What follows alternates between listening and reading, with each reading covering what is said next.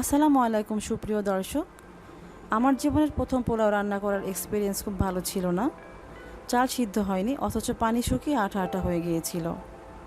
অনেকেই যারা নতুন রান্না করা শুরু করেছেন এ ধরনের সমস্যায় পড়ে যান পোলাও রান্না করতে।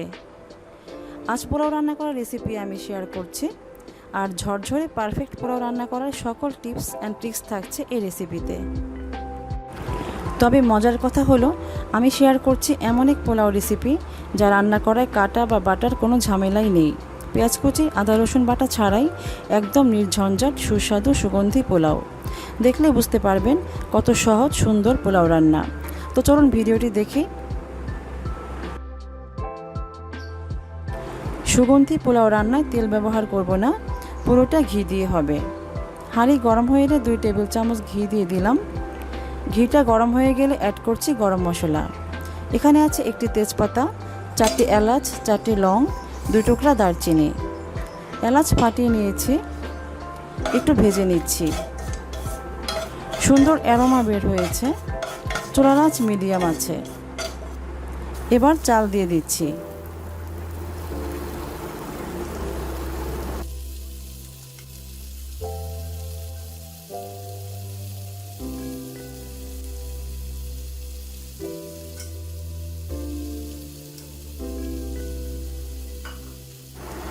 এখানে আমি মেজারমেন্ট কাপের 2 কাপ চিনি গুঁড়া চাল নিয়েছি।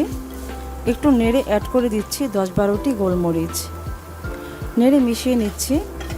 চালটাকে আমি খুব ভালো করে ধুয়ে 20 মিনিট পানিতে ভিজিয়ে রেখে স্ট্রেনারে ছেঁকে নিয়েছি।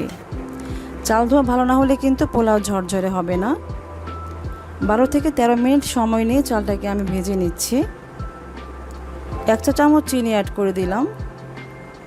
চাল ভিজিয়ে রাখার ফলে পোলাওটা খুব সফট হবে, লম্বা হবে এবং দ্রুত রান্না হবে। আর ভালো করে ভেজে নিচ্ছি বলে কিন্তু পোলাওটা ঝরঝরে হবে। চালটা খুব ভালো করে ভাজা হয়ে গেছে। এবার পানি অ্যাড করব। 2 কাপ চালে পানি লাগবে ডাবল, অর্থাৎ 4 কাপ। আমি ফুটন্ত গরম পানি অ্যাড করলাম 3 কাপ। আর জাল করা গরুর দুধ অ্যাড করছি 1 কাপ। লবণ দিলাম স্বাদ মতো, আমি 1 চা চামচ লবণ দিয়ে দিলাম। আলু বোখারা দিচ্ছি 7টি। এবার নেড়ে মিশিয়ে ঢেকে দিচ্ছি।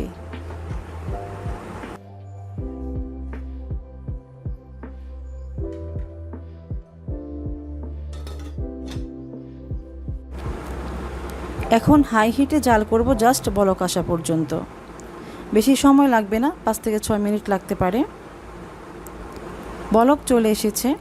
ঢাকনা সরিয়ে আবারও একটু নেড়ে দিচ্ছি।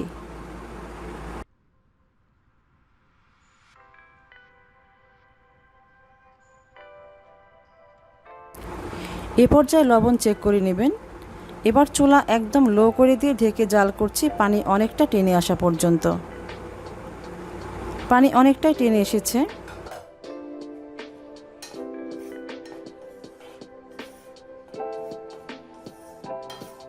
এ পর্যায়ে অ্যাড করছি আরও 1 টেবিল চামচ ঘি।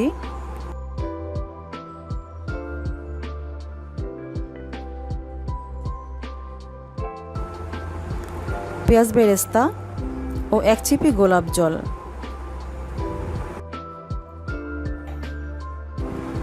কিশমিশ দেওয়া যেতে পারে, আমার বাদ পড়ে গেছে। এগুলো ইনস্ট্যান্ট ফ্লেভার যোগ করবে। এবার ঢেকে লো হিটে বসিয়ে রাখবো আরও 10 মিনিট। 10 মিনিট পর ফিরে এলাম। ঢাকনা খুলতেই নাকি এসে লাগলো এক মাইন্ড ব্লোয়িং অ্যারোমা, যাকে বলে সুগন্ধি পোলাও। সব কিছুকে এবার ভালো করে মিশিয়ে নিচ্ছি।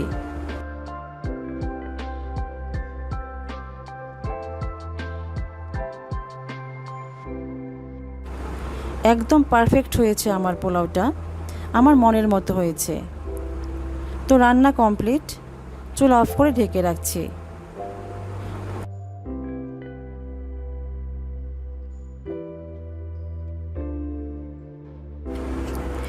এবার সার্ভ করতে চলে এলাম। কতটা ঝরঝরে হয়েছে পোলাও দেখতেই পাচ্ছেন। এরকম পোলাও হলে কাবাব বা মাংসের সাথে জাস্ট জমে যাবে।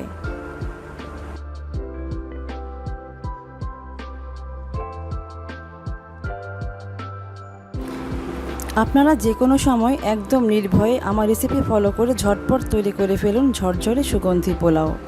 প্রত্যেকে প্লিজড হবে এই পোলাও খেয়ে।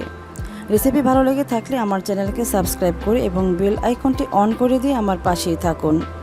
আর একটি লাইক দিন, কমেন্ট করে মন্তব্য জানালে অনেক খুশি হব। ভালো থাকুন সবাই। আল্লাহ হাফেজ।